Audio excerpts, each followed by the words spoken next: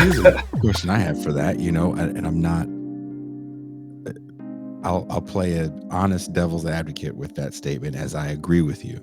Mm-hmm. Um, Especially during the deregulated 90s and early 2000s, Mm-hmm. it is through financial deregulation that so many Black people do get a small taste for, and Mm-hmm. brown people as well, Right. of middle class security through not low interest, let's say no income verifying, Right. low start rate home loans, right? High We won't, rate, high yeah, risk we won't estimate. get into all that. That's a whole different show if you want to, and Right. there's Right. better books on it that can go into more detail than we could go into in an For hour-long sure. program. But that reality still rings true, even for the children that Mm-hmm. grew up in the in the aftermath of 2008. So either you got a small taste of the middle class opulence for a while, like Mm-hmm. my kids, and then you get the rug pulled from under you, but you Mm-hmm. understand what that looks like. Right. So, how do you tell people that that's a bad thing per se? Mm-hmm. Because that's a as someone that's tried to have that conversation, how do you have that conversation with people? It's one thing to say, it sounds nice and it almost sounds like flowery language that there's Mm-hmm. all these wonderful things that are rights, but we all know that there's human Mm-hmm. rights and your rights are not the same. Right. So, shelter is a commodity. Mm-hmm. And how many Black folks do we know that make their living as landlords? It's Right. aspirational, like you said. So how do you tell people that that aspiration may not be the right way? Right. Yeah, well, so a couple things. There's a group of people who we will not convince. Um, and I'm not against the idea of people purchasing, homes if that's what they see, as their immediate interest in this moment, right? It's not like the society is changing tomorrow. But I just think there are ways that we can extend housing to a greater number of people, Mhm. um, and in a way that we cannot do right now in this sort of for-profit um, single homeowner model, right? It just has not worked. As you point out in the case of the subprime mortgage crisis, it was in reach for a lot of people, but it was in reach in a way that was ultimately disastrous. Oh, I just got done teaching, in the last week's a section on housing, and we spent a lot of time getting into this process of decommodification and some of the alternatives. There's a couple we can talk about here, oh, if the audience is interested, but social housing. And so the US failed historically with public housing. We funded it because in the short run, chambers of commerce, building trades, unions, um, different economic interests within cities supported it because they were in favor of slum clearance. And so were a lot of social reformers who wanted better and safer and more sanitary housing for poor people. And so it was a short run coalition that brought us public housing across the country. But ultimately, right, we didn't support it, we didn't fund it at the national level in a way that would have sustained it, primarily because people thought it was a communist idea, right? It went yep. against the grain of how, at that time, people are promoting housing as a economic commodity, as a way of building wealth, as a way of creating a nation of nominal property owners, right?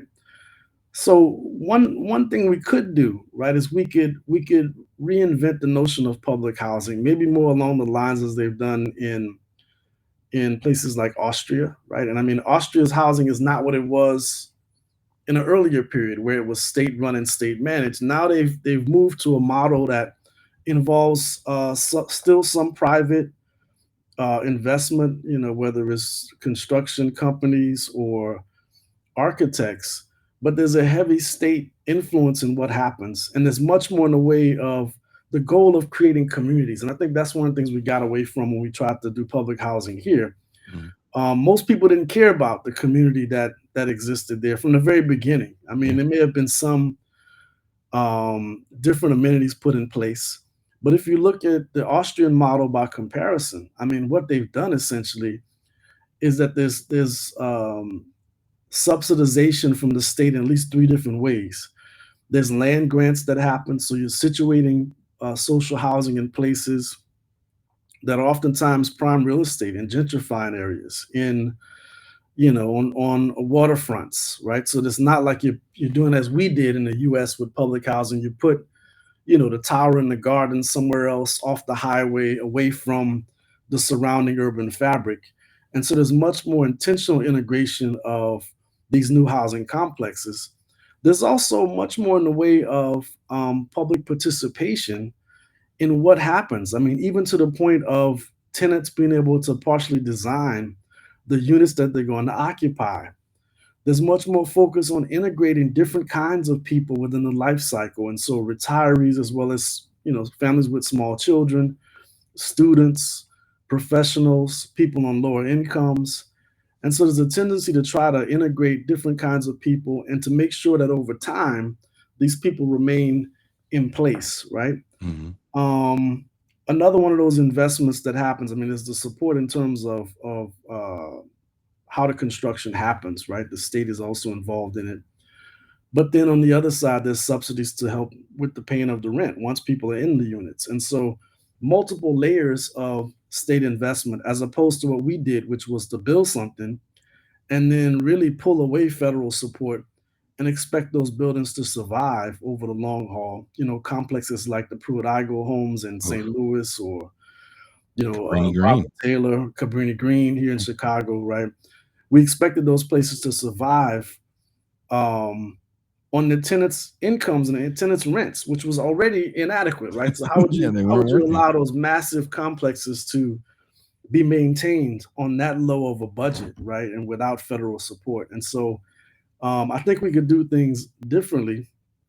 Another example that we need to revisit, and I strongly encourage everybody to take a look at a documentary that's available online. It's really short. It's not like a fancy, cinematic wonder. It's a basic, straightforward story of Co-op City in the Bronx, northernmost reaches of the Bronx.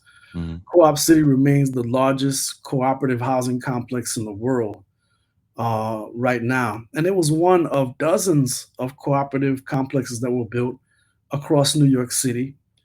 And we saw this is heavy union involvement, right? Unions and other progressives were involved in building these complexes.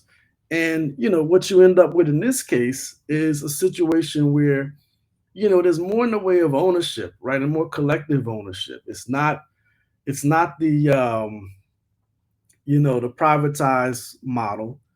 And it was actually designed as a way of helping people who weren't eligible for public housing, but they also could not aspire to the Levittown, single family home Yeah. model, right?